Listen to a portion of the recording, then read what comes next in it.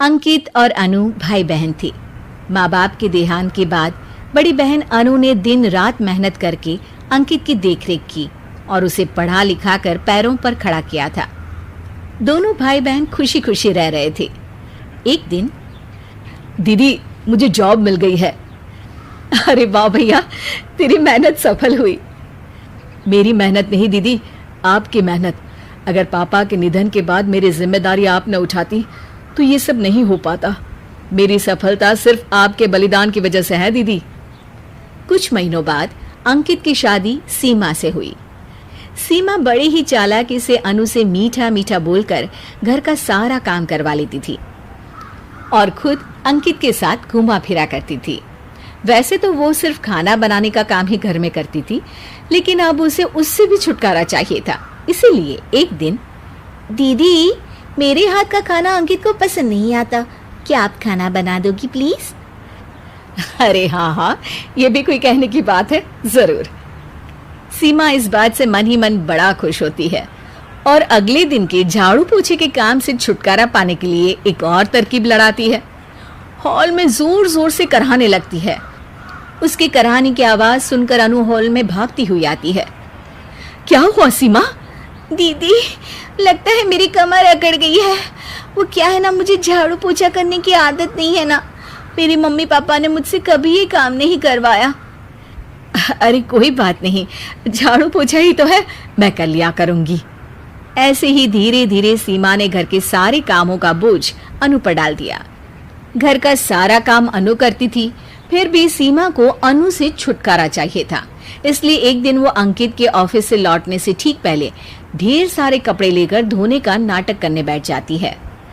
अरे सीमा, इतने कपड़े? अब क्या करूं, अकेली पड़ जाती हूँ, करना तो मुझे ही है ना। अरे दीदी से मदद ले लेती। अच्छा, ताकि सारा जमाना कहे कि भाभी बड़ी ननद से काम करवा रही है। और वैसे भी दीदी ने तो साफ कह रखा है मुझे कि तुम आज जो भी हो सिर्फ उनकी वजह से हो, इसीलिए अगर उनके बनाए इस घर में रहना है तो काम करना ही पड़ेगा। ये सब सुनकर अंकित को बहुत गुस्सा आ गया। उसने अनु को बुलाकर कहा, दीदी ये घर पापा ने बनाया था और इसमें मेरा भी हिस्सा है और मुझे वो चाहिए।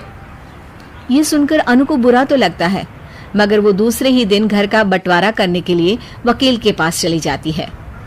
वहां से लौटते हुए अनु का एक्सीडेंट हो जाता है, जिससे वो दोनों पैरों से अपंग हो जाती है।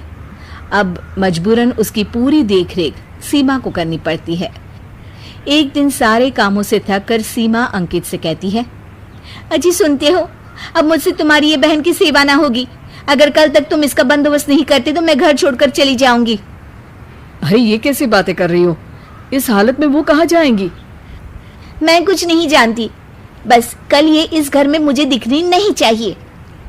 अंकित अपनी बीवी की जिद के आगे हार मान लेता है और अनु को शेल्टर होम में छोड़ आता है।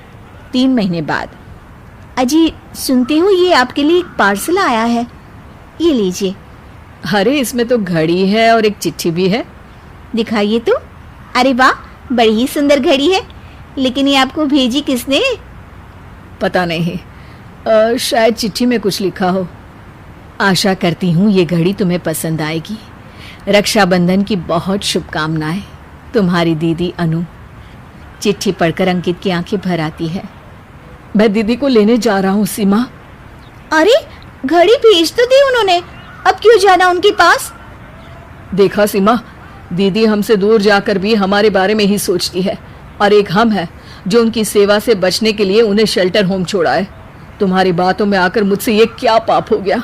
मैं जा रहा हूँ दीदी को लेने, और जब मैं वापस आऊं तो तुम मुझे हमारे घर में मत दिखना। इतना कहकर अंकित अनु को लेने निकल जाता है। वहां पहुंचकर, दीदी मुझे माफ कर दो, मैं तुम्हें लेने आया हूँ।